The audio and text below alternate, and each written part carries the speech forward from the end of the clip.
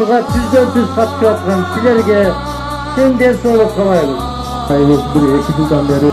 Былтыр Байгар фондун миллион койгонбуз, быйыл Байгар фондун 3 миллион сом койдук.